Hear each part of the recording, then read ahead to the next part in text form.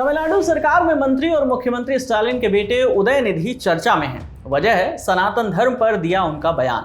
उन्होंने क्या कुछ कहा वो आपको बताएंगे, लेकिन पहले आप ये खबर देखिए। खबर अंग्रेजी में है, हम आपको इसका हिंदी तर्जुमा बता देते हैं। तमिलनाडु के मुख्यमंत्री स्टालिन की पत्नी और उदयनिधि की मां दुर्गा स्टालिन ने मंदिर में सोने का मुकुट दान किया। अब एक दूसरी खबर देखिए। इसमें कहा गया कि उदयनिधि ने अपनी नई फिल्म कन्ने कलई माने की शूटिंग पूजा के बाद शुरू की। ये वही उदयनिधि स्टालिन हैं जिन्होंने 3 सितंबर को अपने एक बयान में कहा, சனாதன எதிர்ப்பு மாநாடு என்று போடாமல் சனாதன ஒழிப்பு மாநாடு என்றும் நீங்கள் இதை போட்டிருக்கிறீர்கள், இதை அழைத்திருக்கிறீர்கள், இந்த நிகழ்ச்சிக்கு பெயரிட்டீர்கள், அதற்கு என்னுடைய வாழ்த்துக்கள். சிலவற்றை நாம் ஒழிக்கத்தான் வேண்டும், எதிர்க்க முடியாது. கொசு, டெங்கு காய்ச்சல், மலேரியா, கொரோனா இதையெல்லாம் நம்ம எதிர்க்கக்கூடாது, ஒழித்து கட்ட வேண்டும். அப்படிதான் இந்த சனாதனம் என்பதை எதிர்ப்பதை விட ஒழிப்பதே நாம் செய்ய வேண்டிய முதல் காரியமாகும்। जाहिर है उनके इस बयान के बाद से धर्म और राजनीति दोनों से जुड़े लोगों के निशाने पर उदयनिधि हैं।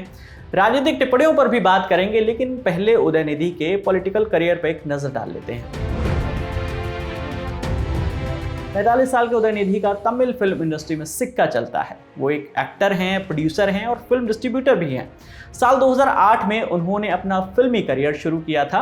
रेड जायंट मूवीज के साथ उन्होंने अपनी पहली फिल्म कुरुवी प्रोड्यूस की और 2012 में पहली बार वो बड़े पर्दे पर दिखाई दिए। उन्होंने ओरुकल ओरू कन्नड़ मूवी से एक्टिंग में डेब्यू किया। फिल्म में उनके अपोजिट थी हंसिका मोटवानी और इसके लिए उन्हें फिल्म फेयर में बेस्ट मेल डेब्यू का अवार्ड भी मिला। इसके बाद उदयनिधि फिल्मों में लगातार एक्टिंग कर रहे थे और कॉलीवुड के जाने पहचाने चेहरे भी थे। सिनेमा में उदयनिधि का करियर सेट था, लेकिन 2019 में उनकी एंट्री हुई राजनीति में। 1967 में अन्नादुराई के निधन के बाद से करुणानिधि डीएमके के सर्वेसर्वा थे। अपनी अंतिम सांस तक वो पार्टी के अध्यक्ष थे। उनके निधन के बाद बेटे एमके स्टालिन ने पार्टी की कमान संभाली और अगले साल स्टालिन के बेटे उदयनिधि स्टालिन राजनीति में सक्रिय रूप से शामिल हुए। साल 2019 के लोकसभा चुनाव में उन्होंने पार्टी के प्रचार की जिम्मेदारी निभाई। इस चुनाव में डीएमके ने 39 में से 24 सीटें जीती। चुनाव के बाद उन्हें डीएमके की यूथ विंग का सेक्रेटरी बनाया गया। फिर आया साल 2021 का विधानसभा चुनाव। उदयनिधि पार्टी के चुनाव प्रचार में निकले। उनके हाथ में एक ईंट थी। मीडिया रिपोर्ट्स के मुताबिक इस ईंट पर लिखा था एम्स। उदयनिधि इसी ईंट के साथ पूरे प्रदेश में घूमे और कहा कि ये सबूत है बीजेपी और एआईएडीएमके की सरकार का कि वो मदुरई में एम्स का काम पूरा नहीं कर पाई। प्रदेश की राजनीति में ये पहला चुनाव था जब ना जयललिता थी और ना ही उनके सामने करुणानिधि। जयललिता का जाना और उनकी पार्टी एआईएडीएमके की आंतरिक कलह का नतीजा चुनाव परिणाम में दिखा। करुणानिधि की डीएमके ने राज्य में सरकार बनाई। इस चुनाव में डीएमके गठबंधन ने 159 सीटें जीती। करुणानिधि के बेटे स्टालिन को पहली बार मुख्यमंत्री की कुर्सी पर बैठने का मौका मिला। उदयनिधि ने भी संसदीय राजनीति में एंट्री ले ली। स्टालिन सत्ता में आए तो उनके बेटे को भी सेट करना चाहते थे वो उदयनिधि को मंत्री बनाना चाहते थे, लेकिन उदय ने मना कर दिया। भारतीय राजनीति में ऐसे मौके शायद ही देखे गए हो जब पिता अपने बेटे को सत्ता में शामिल करना चाह रहा हो पर बेटा मना कर दे।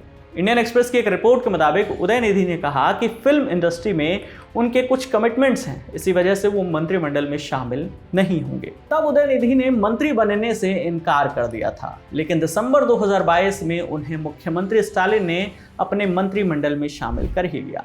फिलहाल वो अपने पिता स्टालिन की सरकार में minister for youth welfare and sports development का पोर्टफोलियो जो है वो संभाल रहे हैं। अब एक नज़र करुणानिधि की फैमिली ट्री पर डाल लेते हैं। करुणानिधि ने 3 शादियां की। पहली पत्नी थी पद्मावती, दूसरी थी दयालु अम्माल और तीसरी थी राजथी अम्मल। दूसरी पत्नी दयालु अम्माल से करुणानिधि के 3 बेटे और 1 बेटी हुई। स्टालिन दयालु और करुणानिधि के दूसरे बेटे हैं। तमिलनाडु के थुथुकडी से सांसद और डीएमके की सीनियर नेता कनिमोझी करुणानिधि की तीसरी पत्नी राजथी अम्माल की बेटी हैं। स्टालिन की बात करें तो उनकी 2 संतान हैं। उदयनिधि जो कि उनके कैबिनेट में मिनिस्टर भी हैं और एक बेटी है सिंथमराई। उदयनिधि स्टालिन की राजनीति के वारिस माने जाते हैं, लेकिन इन दिनों सनातन धर्म पर बयान देकर वो विवादों में हैं। उदय के बयान पर राजनीति गर्म है।